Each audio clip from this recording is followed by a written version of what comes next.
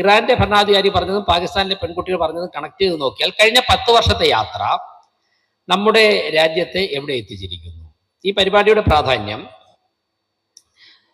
പലപ്പോഴും ഞങ്ങൾക്ക് തന്നെ യുവജന സംഘടന, വിദ്യാർത്ഥി സംഘടനാ പ്രവർത്തനം നടത്തി വന്നവരാണ്. നമ്മളൊക്കെ തന്നെ തൊഴിലിന് വേണ്ടി സർക്കാരിനോട് സമരം ചെയ്തിട്ടുണ്ട്. ഒരു ഘട്ടം കഴിഞ്ഞപ്പോഴാണ് മനസ്സിലാക്കിയത് കേരളത്തെ സംബന്ധിച്ചാണെങ്കിൽ ഒരു 4 ലക്ഷം അല്ലെങ്കിൽ 5 ലക്ഷം പേർക്കാണ് എല്ലാ മേഖലയും കൂടി കണക്കൂട്ടിയാൽ പോലും പൊതുമേഖലാ സ്ഥാപനങ്ങളിലും സർക്കാർ സ്ഥാപനങ്ങളിലും ഒക്കെ കൂടി തൊഴിൽ തരാൻ സാധിക്കുന്നു, അധ്യാപകർ ഉൾപ്പെടെ. അല്ലെങ്കിൽ ഒരു 1-2 ലക്ഷം ചിലപ്പോൾ കൂടിയേക്കാം.